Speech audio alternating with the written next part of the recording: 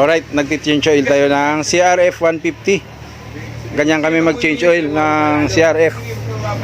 Ayan. Ayan. Pinapahiga talaga yan. Ang totoo talaga niya, nag-DIY si boss, yung may-ari. Siya yung nag-change oil kaso nabilog niya yung ulo ng drain plug. Pag ganito yung drain plug nyo, wag nyo muna welding kagad or sinsilin. Unang step na gagawin natin, dapat itong side na yan dapat pukpukin para sumikip tong socket. Tapos pagka hindi pa rin makuha, yun na yun, sinsilin natin tong drain plug. Pero dahan-dahan lang kasi ito, malambot lang tong makina. Tapos pagka hindi pa rin, yun na ang pinaka last choice natin, weldingin natin to. Pero unang gagawin ito, sinsilin natin to, busalsalin para sumikip yung socket wrench. Alright, okay.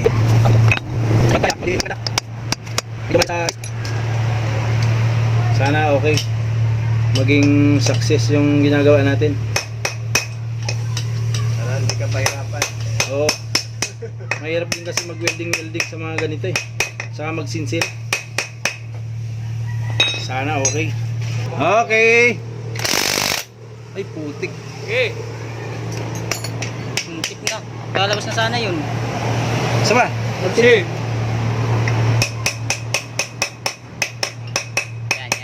Yan. Sana matanggal.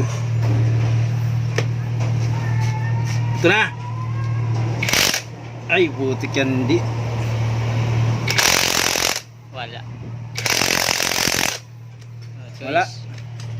Wala tayong Aming ginagawa namin dyan. Sa pira. Sikip na niya, no? Kaya man talaga siya.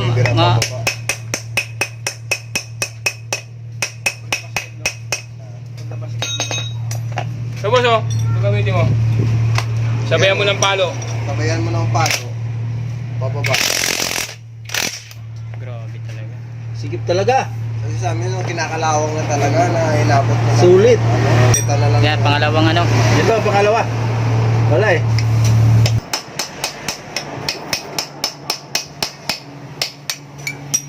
Wala.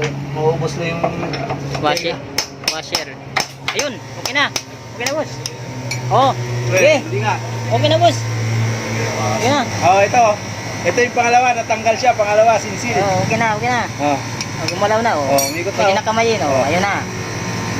Oh, Nakuha sa tiyaga. Ayaw ng welding kasi mahal daw yung ano, CU. Washer lang, ano mo. Kahit dahil yan sa flat washer, malapad. Dumikit. Ayan. Saka sobrang higpit din siguro, kaya ganyan. Alright? Okay. Okay. Yay. Lahat.